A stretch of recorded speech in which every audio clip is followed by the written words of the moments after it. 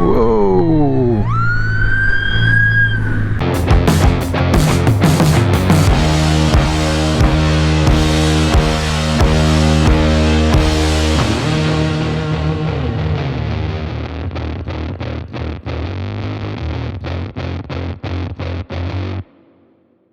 All right, well, that's all done.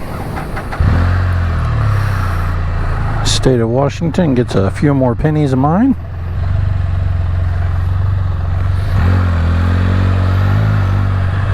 It puts me back to being a legal beagle. That means I get to go out and play.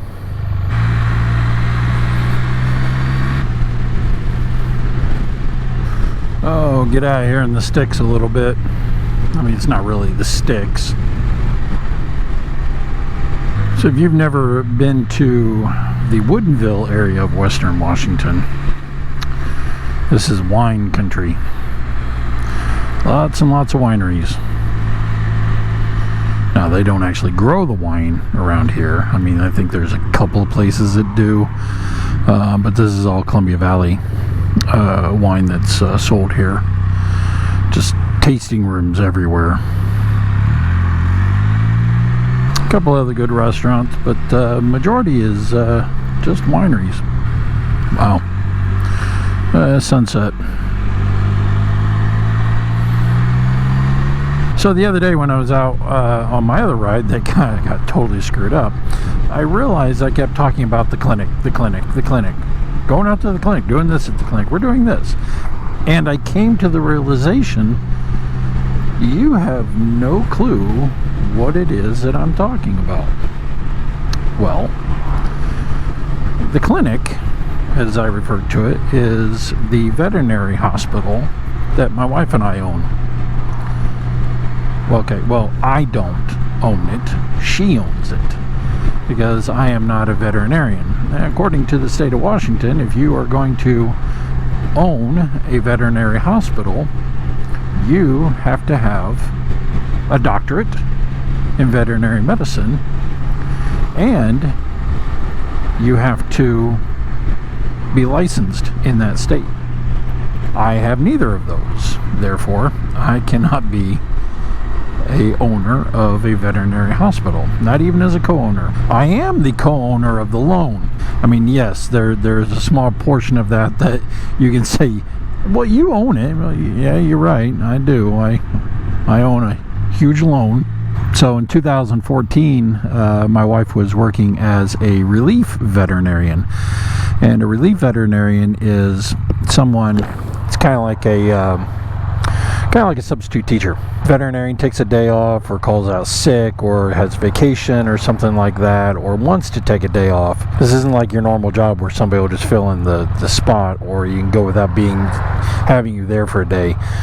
Veterinary hospitals are very busy, especially right now during the pandemic.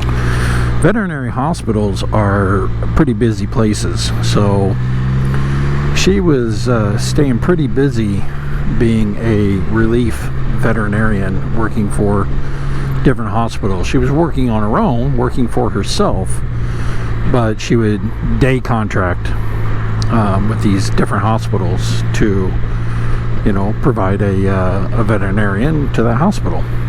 She was doing that, and she was working out at this one clinic whose owner and the one main doctor that they had, he had fallen sick. He actually had a stroke, and he'd been out for about 6 months, and they were constantly searching for somebody to come out and fill in the spots. And so they got a hold of Michelle, and they said, hey, we've gotten good recommendations for you. Would you be interested in a relief gig here at this hospital? And Michelle, checked it out, and she was like, sure.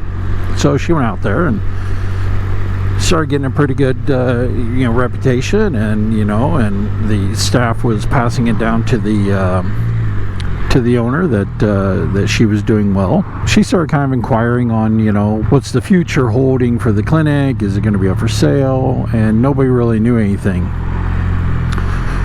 And this was February or March of 2014. And Michelle and I were at lunch one day. She got a phone call, and it was from the owner, explaining to her that he was putting the practice up for sale. And right then and there was when our lives changed, because I immediately, got the bill, because I'm like, all right, well, we can't just be sitting here in the restaurant. We got stuff to do. We left. Michelle started making phone calls because we had not the slightest clue of how to buy a hospital. That's just, the last time I checked, when you're playing Monopoly, buy a veterinary hospital is not one of the spots on the board. So we started making inquiries on what to do, who to call, and we started getting pointed in the right direction. We also called her dad. Her dad's very knowledgeable in business, so he started making some calls, and roughly 3.5-4 months later, we signed the final documents saying that the business was ours. I'll tell you, that was a long 3.5-4 months. We did a lot of negotiating, trying to work stuff out, get it hashed out, and we got the deal all worked out. Everybody was happy, and we signed the contract. The next day, Michelle went into the office as the owner operator, and we've been running it ever since. We started with a staff of, I think, 10. We now have a staff of roughly 20, so we've doubled the amount of staff that we have, which is a good thing because we needed it. We've pretty much done a complete staff changeover from who we originally had, which is typical. It's completely typical for a business to do a staff changeover. Part of the deal of purchasing the clinic was that we were purchasing the hospital. That was it. We were purchasing the business that was or is the hospital. Nothing more. We weren't buying the property, the building, nothing. So yeah, we bought the business. That's all we bought. We didn't buy anything else. That meant the original owners would continue to be our landlords. And we were, at the time, we were perfectly fine with that, because we were starting a new business, and I say starting, but it was, continuing an existing business, but we were starting a new business, and we had a lot of things to learn. So it was good that we had a couple of, we had some time to be able to learn the business before we did anything else.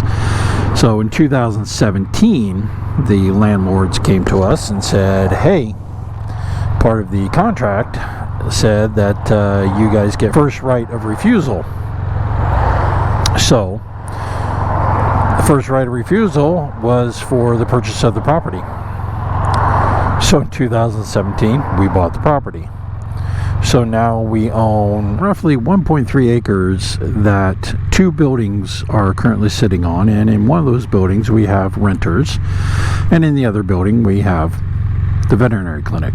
So that is where I go every time that I say I am going out to the clinic, because my job at the clinic is I am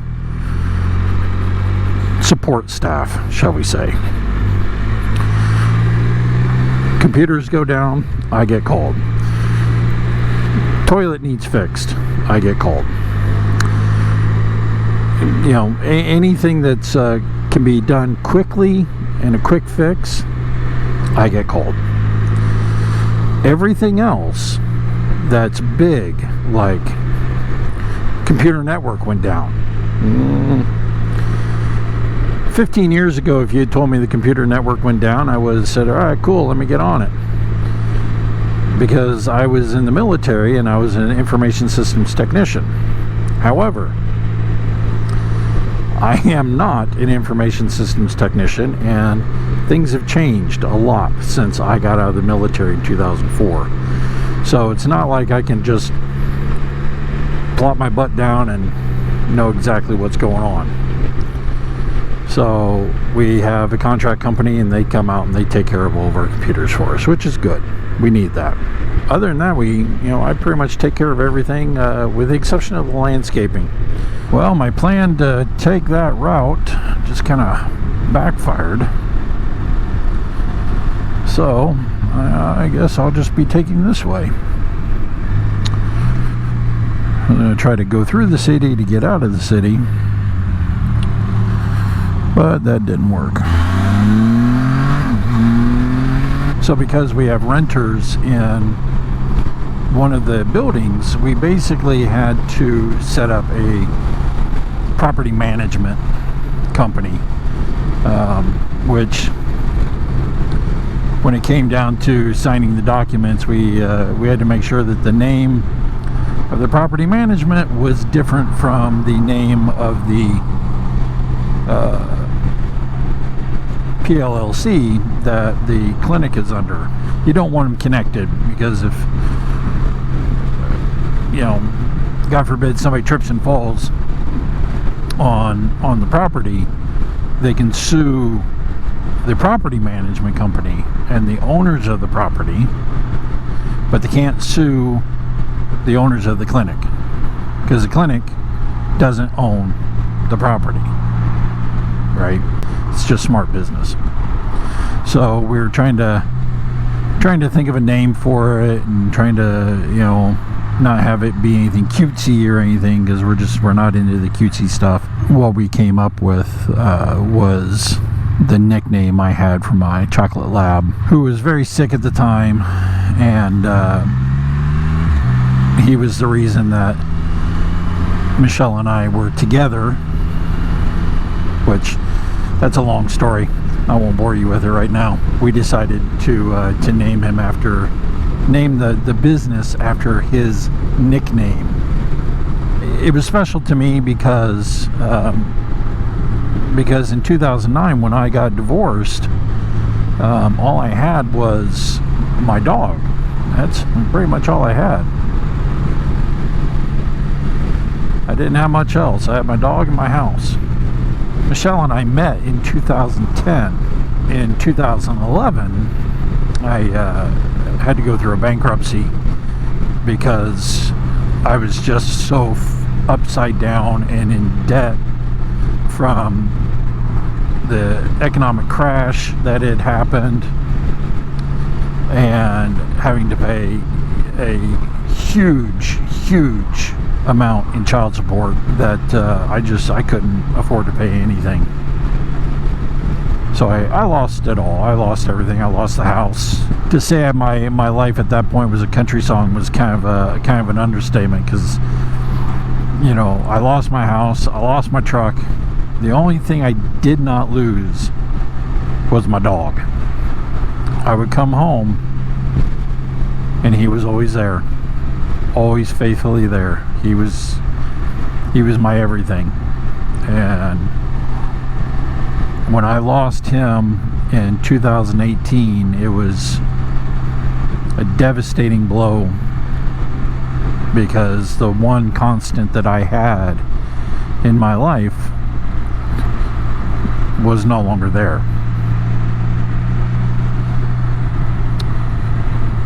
So naming the business after him was, and still is, a very important thing to me. So in that last video I posted, I talked about, doing this every week, which, this is number 2. I talked about how I was going to be struggling to come up with content. And Jim, thank you very much, Jim. Jim gave me a lot of suggestions, a lot of great suggestions. And so that's what I am doing. I am kind of, how should we say this, putting together a script, putting together a talk track type thing on my life and everything that is me. Not sure why this person is riding their brakes. well, it's starting to get a little dark out. So, and it is about 5:30. So I think I will just go ahead and head on back up to the house. Oh, lovely smell. Oh, wood smoke just hanging in the air, just hanging over. I think I'm going to wrap it up for today. Thank you very, very much for coming along for the ride. It was a pleasure riding with you and talking with you today. Hope you enjoyed it. It's a beautiful day here in Western Washington, and I'll be doing a lot more of these, especially as the sun comes out more and more. I'll go on longer rides. So anyway, y'all take care. I'll see you later. Bye-bye.